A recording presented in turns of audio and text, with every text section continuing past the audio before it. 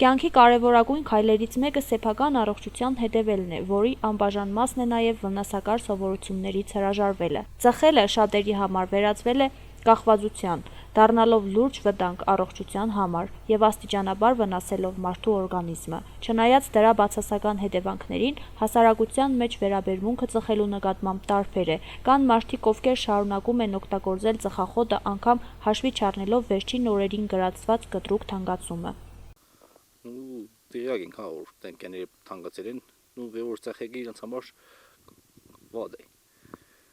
Անգամ մարդիկ կան, որ ծխենգը կիննա թանգնալը բան իրենց համար այդքան նշանակություն չունի, որ ես թերգել է դժվար է, ես այն ստեղող եմ։ Կան շատ վատ է, որ գեները թանգնան ու ես իմացել եմ, որ էլի պարսանան դե ընթացքում էլի, գեները միշտ պարսացում գելի։ Շատ վատ է, մարդիկ կան, որ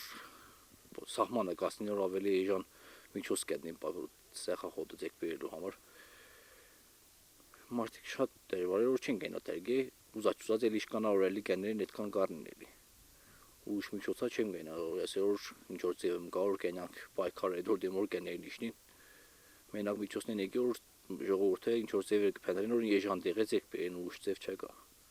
Ծխող մարդը էլի ծխեգի ինչ կենքին գուզելն է։